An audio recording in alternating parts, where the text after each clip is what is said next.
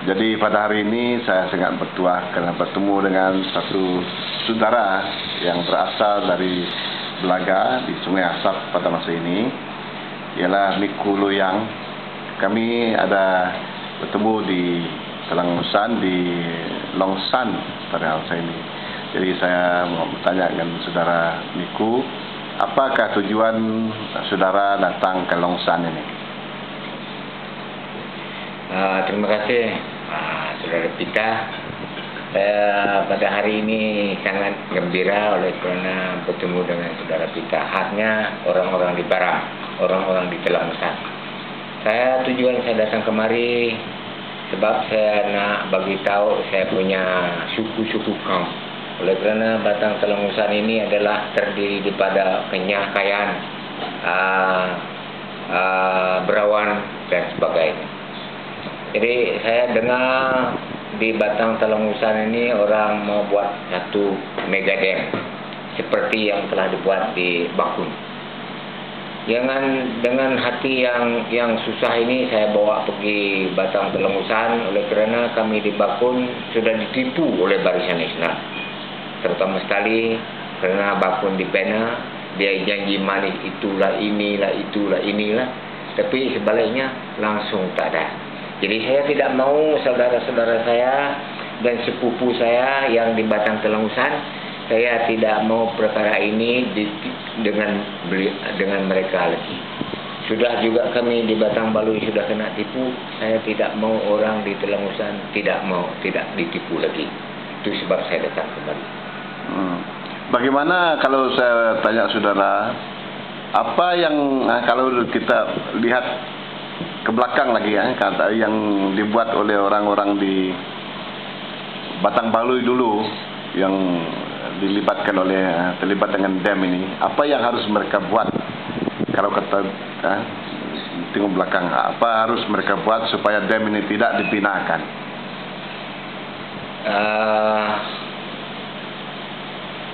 Maksud kamu yang di Batang Baloi ke ya? Batang Baloi itu yang dulu, apa yang terjadi dulu? Ya.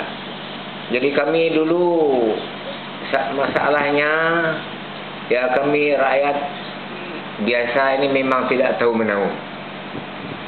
Kami tidak tahu menahu tentang pembinaan Bakun ini. Hanya kerjaan dulu dia berjumpa dengan pemimpin-pemimpin orang dulu seperti Datuk Nipah, Datuk Tajang, Temegong Tali, Pupak Kanyan dan Matu Puso. Penghulu-penghulu termasuk tuan rumah. Mereka bersuara sendiri. Dia langsung tidak bagi tahu, dia langsung tidak bawa kami rakyat untuk mendengar apa yang mereka pikirkan. Jadi bila Bakun dibina, jadi semua ketua masyarakat di daerah Belaga berunding dengan pejabat daerah. Dulu ada DO Serudu Honglai dan semua jabatan kerjaan yang ada di Belaga, jabatan penerangan, jabatan pertanian, jabatan kesihatan dan WLP polisi. Jadi pejabat daerah untuk membawa mereka ini pergi ke tiap rumah panjang sebelum pindah, sebelum Bakun dibina. Dia memalam satu malam tiap rumah panjang. Dia kata, kamu tak boleh menolak Bakun Hydro. Tidak boleh menolak? Tidak boleh menolak. Kerana Bakun Hydro ini dia membawa kemajuan untuk rakyat. Sebab Ketua Menteri dia fikir kalau dia beri kemajuan untuk orang Belaga, untuk rakyat Belaga, tidak dapat. Kerana perantaraan rumah panjang ke satu rumah sangat jauh. Itu pun ada bahaya, ada Bakun, ada Pelagus, ada Giam Muriang, ada Giam P. Jadi tidak dapat buat. Jadi saya kata, saya ini orang Kayan.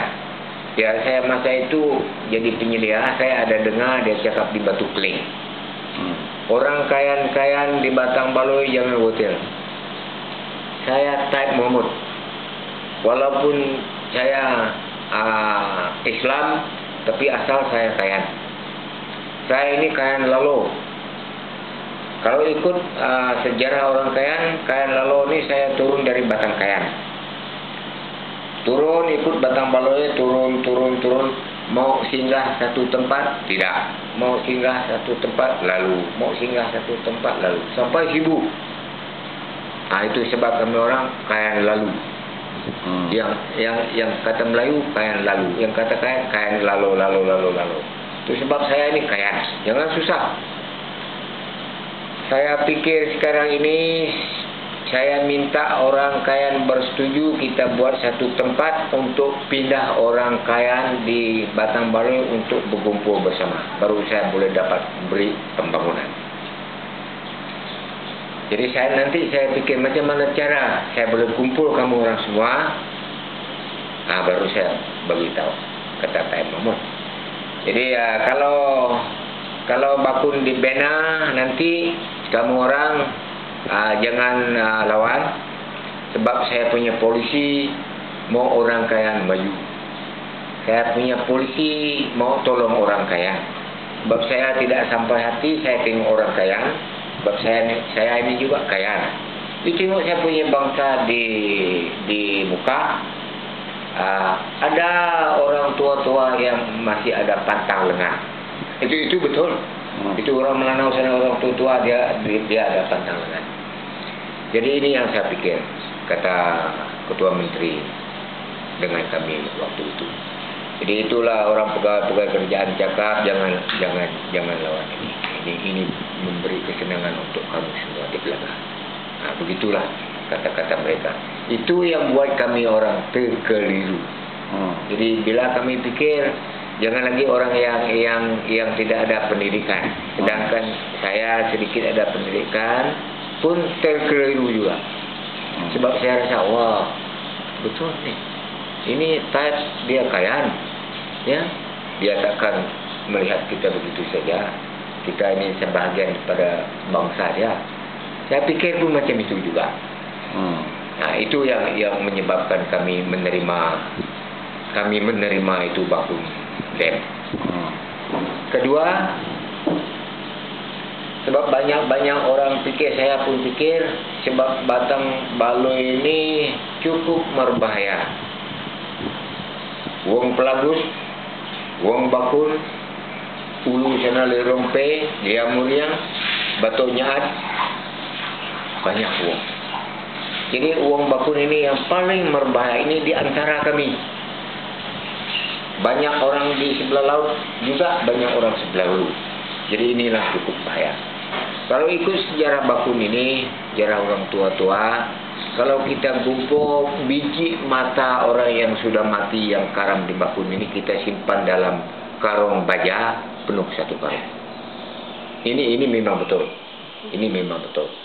Jadi ini satu sebab, salah satu daripadanya kami nak bagi ini Batang Baloy ini, oleh kerana cukup bahaya. Jadi itu yang kedua. Yang ketiga ini kami pikir tidak boleh, tidak patut ini kerjaan tipu kita.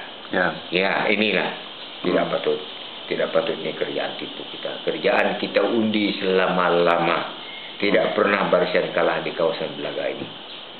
Jadi kami percaya dengan penuh harapan bahawa kami tidak sangka Barisan Nasional tipu kami. Jadi itu sebabnya kami terima. Jadi kalau kita lihat ke belakang lagi, apa yang saudara kira yang harus kita buat supaya dam itu jangan dibenakan? Dan sebelum itu saya tanya, apa perjanjian yang mereka beri itu yang membuat kamu suka dengan dam ini? Perjanjian? Ya, perjanjian macam ini. Sudah perjanjian yang saya cerita ini tadi kan. Ya. Okey, kalau bakun dibina, kami cari satu tempat yang baik, yang luas, yang bagus. Kami faham orang Kayan memang hidup daripada tanah. Kami nanti cari mana tempat yang sesuai untuk kamu, untuk kami pindah kamu pergi sana. Dan kami buat rumah bagus untuk kamu, dan kemudahan asas memang sudah sedia, seperti sungai, seperti api. Dan selain daripada itu, kami buat satu skim besar, skim padi kah, skim sawit kah. Jadi bila kamu pindah, jadi tidak payah lagi kerja kemana-mana, kerja di ladang tu sajalah, ladang sawit yang kami buat. Anak bini bawa pergi sana kerja, dapat duit, tidak jauh cari duit. Ini tambah pendapatan kamu dari duit pampasan. Jadi kami akan bayar rumah lama, kami bayar mengikut kategori, mengikut besar dan kecantikan rumah. Kebun kami bayar, koko, lada, getah, buah kami bayar. Jadi saya di Belaga saya masih ada simpan list dari Land and Survey, harga itu kebun, harga buah. Jadi harga buah durian adalah antara 75 dan 80 yang sudah berbuah. Yang lain tu ikut dia punya kategori. Koko dalam janji kami dia bagi RM52.50 satu pokok yang sudah berbuah. Yang belum berbuah itu adalah 30 kah, ada 20 kah. Jadi ini janji mereka ini. Jadi rumah ikut kecantikan rumah. Jadi itu kubur kami akan pindahkan kubur pergi ke atas lagi. Jadi ini ada dua jenis. Kami tanya kamu, kalau kamu nak pindah ini kubur, pindah. Yang tak dipindah pun kami bayar juga. Jadi itu kalau saya tidak salah, yang pindah ini diorang bagi 1.700 satu orang yang pindah. Yang tak pindah ini 3.500 harga kubur. Dan pindah ini adalah di atas kuasa museum negara. Jadi orang museum yang urus ini. Kalau pindah kami beri peruntukan untuk buat rumah di mana tempat yang tinggi, buat rumah dan beli tajau. Sebab kami kata mesti mau beli tajau sebab tulang mereka ni kita taruh dalam tajau. Ya, okey, dia orang beri, kalau tidak salah saya rumahnya bank ni jangkut anu peruntukan itu. Jadi kami diberi tahu macam ni, tapi kami yang rakyat tidak tahu berapa jumlah dia sebab tuan rumah yang pegang tulis. Jadi kami hanya tahu, okey kita pindah, peruntukan diberi oleh museum, pindah kami buat. Sudah itu kami tidak dapat apa-apa sebab tuan rumah yang kontrol tulis. Jadi bagaimana semua yang perjanjian untuk membayarkan koko, membayarkan durian dan sebagainya? Okay. Jadi perjanjian yang sudah diberi, bayar koko, bayar buah dan rumah. Ya. Sudah janji macam tu. Bila orang bayar kami koko, dia bayar RM13 satu pokok. Yang kecil dia sapu saja. Yang besar pun dia sapu. Kira sapu lah. Dia RM13 satu pokok koko. Durian ini ada 30, kurang lebih macam tu. Dia beri RM30. Dia RM30. Dia beri macam tu. Dan lain-lain ini macam yang RM5 dia turun ke RM2. Macam yang RM10 dia turun ke RM5. Apa sebab mereka turunkan tu? Ya. Jadi soalannya list yang diberi oleh Sabi kami ada simpan. Ya. Jadi bila ada orang hantar duit dalam cek, dia cakap macam ni. Ya, jadi persoalan kami dengan Land and Survey itu arahan dari atasan. Jadi Pertama kali yang buat pembayaran 30% dulu. Ya. Jadi ini yang Temenggung Tali, dia cakap jangan terima itu 30%. Semua rakyat Belaga jangan terima itu 30%. Sebab itu tidak betul, kata dia. Ya. Okey. Jadi kami ini daripada Baluliko pertengahan pergi ke Ulu Balai, banyak itu juga rumah panjang, pergi Ilir banyak itu juga rumah panjang. Jadi antara Baluliko. Jadi kami di sebelah laut ini memang ikut dia punya arahan. Dan bila kami dengar orang di ulu rumah tu Temenggung, diorang pergi pakai jalan company, pakai jalan balak, turun ke Kapit. Ya. Dia ambil itu cek duit tu. Memang cek duit itu sudah disedia tapi belum dihantar kerana lain sampai dengar kami tidak terima tu. Jadi bila orang ulu, saya tidak tahu orang Uket ke orang Baloi ke orang Melesong ke orang siapa, saya tidak tahulah. Orang cakap, orang turun dari balai, pakai itu jalan balak, dia turun pergi Kapit, dia jumpa sama lain saya, mana saya punya cek. Oh, kamu mau terima? Mau. Cek bagi. Jadi bila dia orang sudah terima, satu rumah tahu dia terima, pergilah. Pun sampai kami di Ilen pun pergi juga, ikut terima. Jadi inilah masalah dia. Harga kebun dan harga buah dan harga kawasan. Kawasan yang dibayar pun bukan keseluruhannya. Kawasan yang dibayar ini oleh kerana sawit di tempat kami dulu, dia kata sampai sini semisal kata. Sampai sini saja air. Dia tidak akan naik.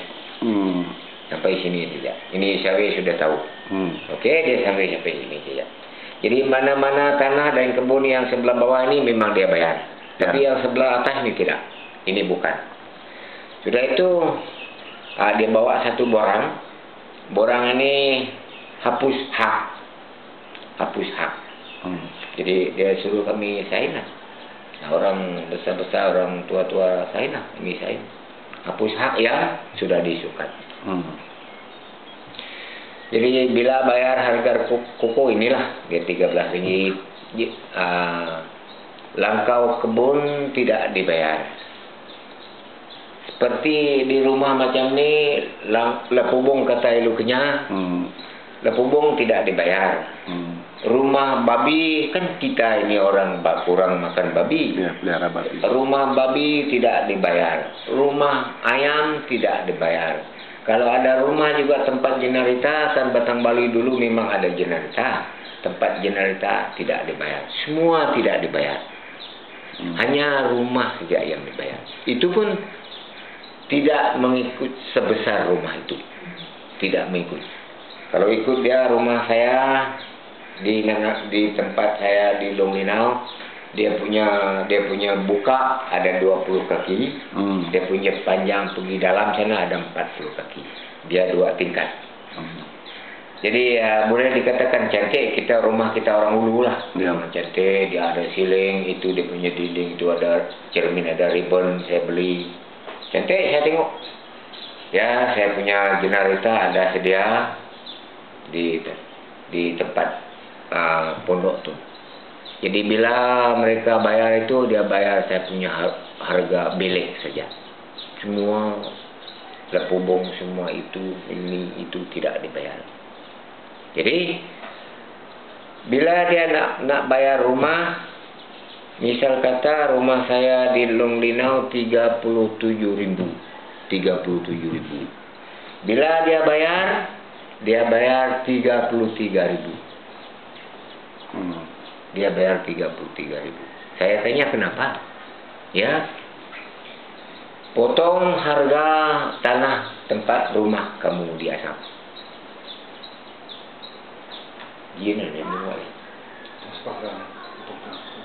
Potong lot tanah. Ya, potong tanah tempat rumah kamu orang 900. Potong untuk bayar tanah pertanian kamu orang 1.200. Ini yang dia buat maksud. Ini daripada harga rumah diambil potong sini.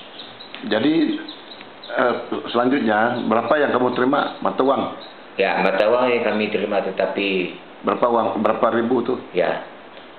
Jadi dia bayar itu kami pindah tahun 1999. Jadi bayar satu kali pilihan raya 2011. Bayangkan berapa tahun?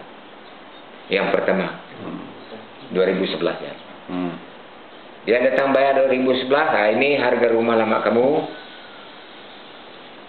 50% bayar dulu lah. 50% dudi. Saya tanya kenapa? Tidak, tak payah soal-soal. Jadi kami terima lah yang 50% ini ikut harga yang orang bagi tahu tuh. Iya. Jadi sudah itu 2011. Jadi 2012 itu PRU ke-13 mau datang. Itu Menteri Ali Hasan, Awang Tengah Ali Hasan datang lagi pada 16 hari bulan 9 tahun ini. Dia datang, dia bawa cek.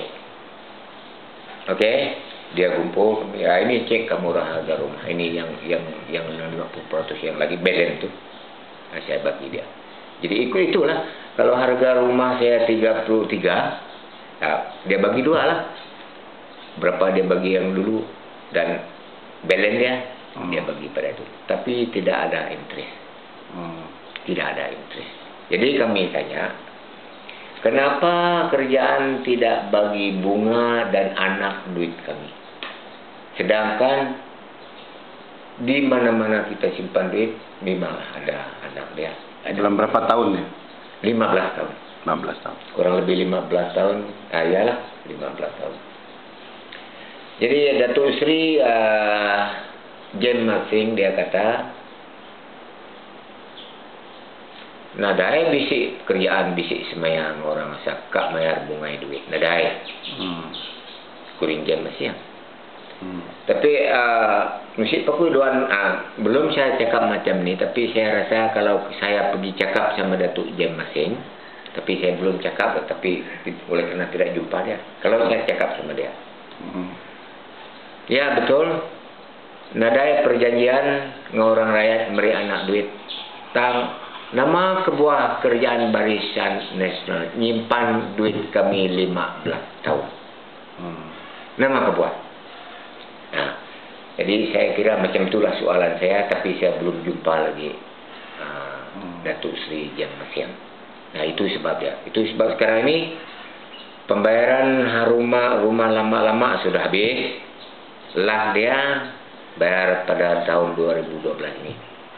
Jadi itu sebab ya kami yang tidak puas betul-betul pasal harga rumah dan harga tanah-tanah yang sudah dibayar.